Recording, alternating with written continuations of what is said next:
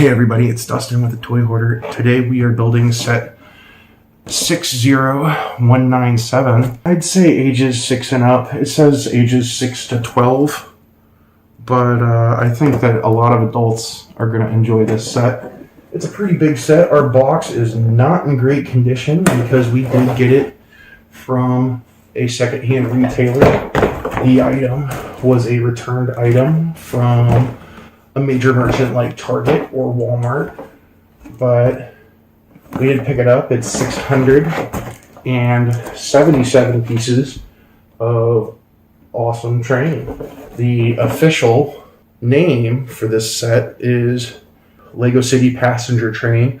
I do really like the Lego City stuff. It's really cool. It has a lot of modular builds, a lot of multi builds, 2-in-1s and 3-in-1s, which are really fun to do because you're not stuck with, oh, I already built that. Well, build it a different way.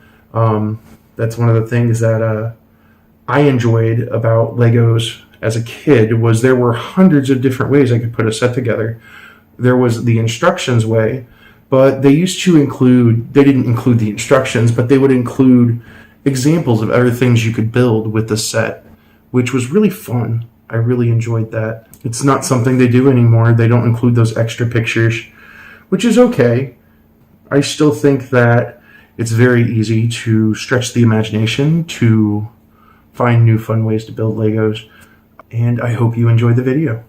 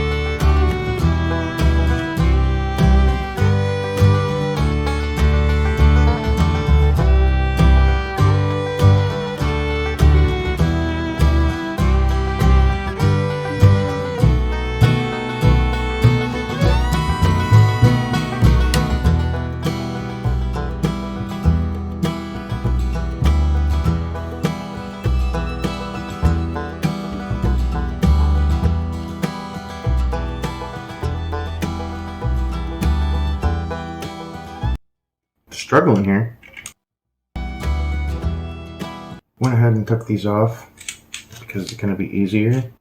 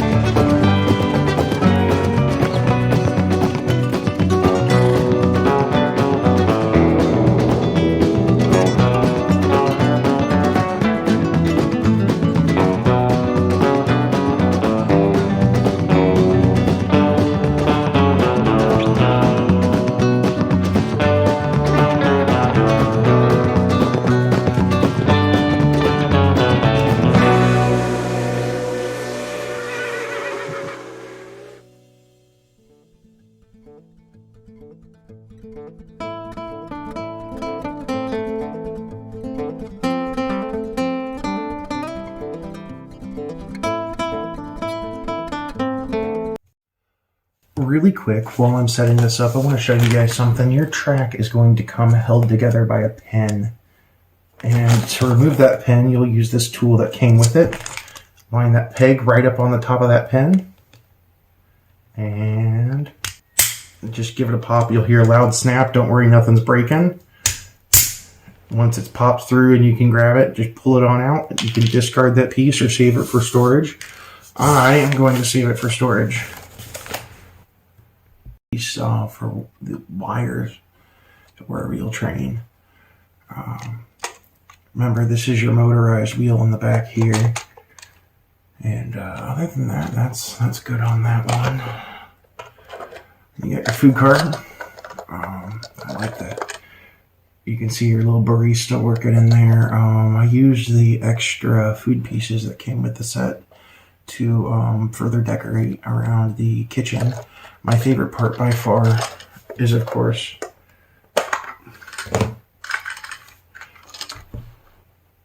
the coffee pot that you get to build. I think that's a very fun addition to the set. Wasn't really expecting, to be able to find anything really cool and fun like that, but it was nice that it was in there. And then, of course, we have our passenger train, our passenger car. My bad. Apologies. Not really a lot to say on this. These stickers down here say pneumatics and electrics on one side and oil and water on the other. So it's a service box, and I like that those are properly labeled. Our little passenger in here with her suitcase full of Lego City Legos is ready to get going to wherever she's going. Probably coming over here to do a video with me at some point, which would be really cool. Might have her come back for more builds. We have our platform, of course, and our switching signal. Not a whole lot to say here. I do really like the map of the Lego City Transit Department access points, and I do like that our signaling post is, of course, riseable, collapsible, whichever you want to say.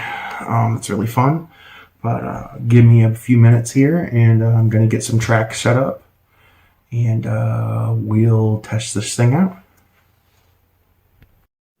Hey guys, I thought I'd go ahead and talk about the trains. So the first thing I want to talk about is how to actually turn this on. While you were building, you made this little green button here. That's your power button. And what you're going to want to do is you're going to hold this down and this down at the same time until they flash purple. Once they flash purple, you keep holding them down. I know, it's crazy, right? How about this? Hold them down until the light inside here and on the controller turn green. Once they've turned green, the controller is synced to this. Now, when you were building this, you set it up to be on line A. Now, that means that side A of your controller, which is this one right here, there is a itty bitty faint A all the way up there. Like I said, using equipment that I'm not used to. Okay, there we go. You can kind of see it there. And there's a B. Put a red dot on here so I would remember that I don't have anything set up to B. And yellow over here because the train is yellow. You can control two items, two motors, independently with one controller, as long as you sync them both up at the same time, which is kind of nice. Another fun feature is you can actually change like that. So let's say you wanted to buy two of this set and make a really long rail system that dead-ended. You would be able to turn the motor for one so the plus sign is facing the way that it would go for that mode engine, and the plus sign is going facing the other way for the other engine. That way you would know which direction to go. Like I said, I put a little red brick over the B side so I wouldn't mess up and forget which side I'd plugged it in on. I did this right away as I was setting it up. I really love these trains. I really love how detailed they are. But one thing I do not love is how many batteries this thing takes. It takes 10 AAA batteries. Generally speaking, I don't have a whole lot of AAAs laying around, and that is a ton of AAAs with the cost, because I usually buy the more high-end batteries for electronics because I like them to last a while. And our end game plan for this is a toy mod that I'm really excited to get started on and share with you guys once it's done and during the building process for it. But the other thing is, it's really hard to get this battery compartment open. I mean, it takes the whole back end of the train apart trying to get it open. That being said, another thing I really love about this set are these. These are the little pins that come in your track that hold your track together. There's 2 in each set of track. One of these pins will hold 4 pieces of track together. You can use the 2 so they don't spin around, which is what I intend to do with the track when I pick it up and put it away. It's great. I love it because it's organizational, and it reduces the chance of something happening to the track, getting bent as you're trying to put it away, or if your kids get into your train track and try to play with it, it's going to be stuck together. It's not going to be something they can just pull apart, and it won't break if they do manage to pull it apart. Because it does have brake stops on it. So that's really great. I love that about these pens. Next up is our dining car. This is your dining car. Again, I spoke about, see if we can get it nice and visible, these stickers, which are oil and water on one side and electronics and pneumatics on the other. I think these are pretty awesome because I put them on upside down on one side, apparently. But you know what? Accidents happen. It's an easy fix, by the way. If you do put a sticker on upside down on one of these sets, use a hairdryer at its lowest heat setting for about 5 seconds, and then just peel it right off with the edge of your nail, and turn it around and stick it right back down. Rub your figure over it a few times to really get that adhesive to reapply, and you're good to go. If you try to peel it off without the heat, you're going to leave residue behind, and it's going to make the sticker look ugly. So you really want to use that low level of heat to loosen the sticker up. When you open it up, I like that these sport beans are there. So I used the extra food. I got an extra cupcake or muffin or whatever you want to call these guys, and an extra sausage for her one hot dog bun. To kind of spruce it up a little bit. I love this coffee pot that we get to build right down in there. It's pretty cool. I wasn't expecting something fun like that within there. It's very rare that they do that sometimes, especially when I was growing up as a kid. You wouldn't find a little coffee pot in a train set. But I like the windows. I like how they're smoked. Again, I'm being constantly reminded of my faux pas of installing a sticker upside down because I'm staring at that side. But we got a little crescent roll. We got 4 cupcakes or muffins. I'm going to call them cupcakes because that is definitely a frosting swirl on top of them. But it's pretty cool. I like it. I like our little barista. She's one of the cooler cities folks that I've gotten in the recent months. My camera is terrible today. But again, I'm using a phone, and it's not a medium I'm used to recording on. Obviously, autofocus only wants my face. So, at least it's doing that part right. Get our barista back in here. Another fun thing is, you see these dots? You'll remember those from the video, of course. They actually are to make it easier for you to open and remove the lid, because you can easily put your fingernail right in between those dots and lift it just like this. Just right where those dots are and lift. It pops right up. It's a really great system. But other than that, I love how detailed the cars are, but simple. They are simple on the outside with key details, which is really what I would expect from a light rail system. We're not moving heavy freight. We're not going to have a lot of unique cars. We're not going to have coal cars, liquid containers, cold containers, automotive, military supply. It's not heavy rail. This is light rail. This is passenger. And I like that it's true to that form. They didn't go and make anything excessive or unnecessary on the outside. It's just typical metro transport, which is something I really like. Our passenger car, it's really simple. Outside looks identical to the food car, except for these little seats. You can see our little passenger in there. She's going for the ride of her life. Again, these little dots right here, real easy to open it up with them. The minifigure that came with this one is a little brunette, and she is wearing a green and white jogging suit. And with her, in her awesome, give me one moment here, I'm gonna put her back in her seat, suitcase, which opens from the side very easily. There's a flat brick that is a Lego City playset. I think it's really cool that she's taken a fun Lego set to go build with a friend or family member. I think that it's very important for all of us, especially right now, to try to engage our children and do something with them. And I think Lego is an amazing way to do that. But that's really all we have for this set, except for, of course, running it on the track, which we will get right to in just a moment.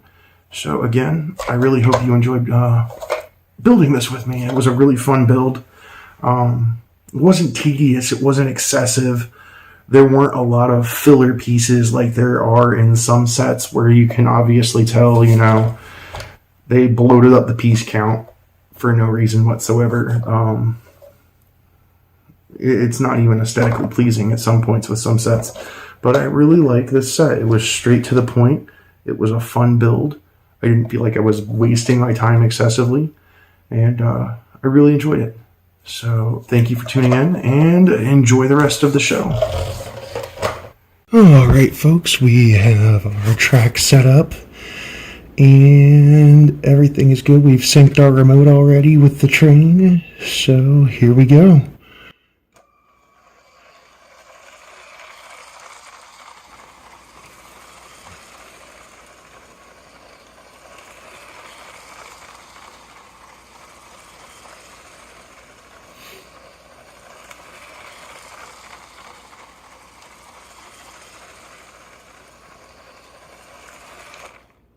Alright, so one of the cool things about this is it actually has variable speeds. The speed you just saw is the first speed. You can actually bump it up to 10 times that fast. So we are going to experiment with that. I'm not sure how well this experiment's going to go because they don't give you a whole lot of track with this set. You do need to buy more track from the Lego Cities train sets. But here we go.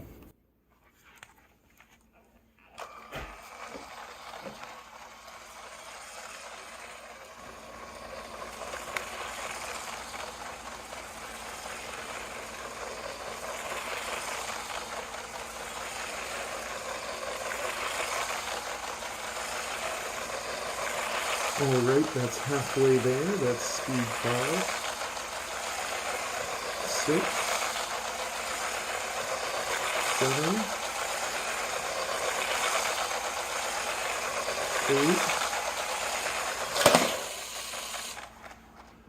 8. So it looks like speed 8 is going to be your max. Probably, I'd say speed 7. I don't know. I got the 7.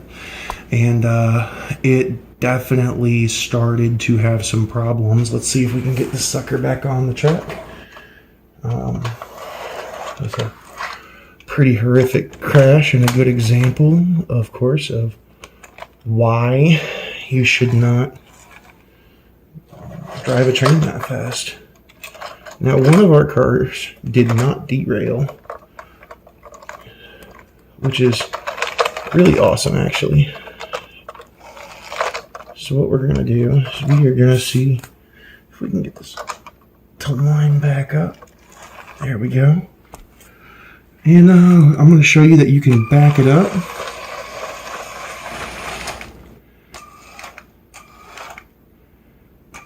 Bump your car, and off you go. This is a really neat feature that I like with this magnetic system, because it's very realistic for how trains hook up. I really hope you enjoyed the build. Thank you again for watching the Toy Hoarder, and we'll see you next time. Bye.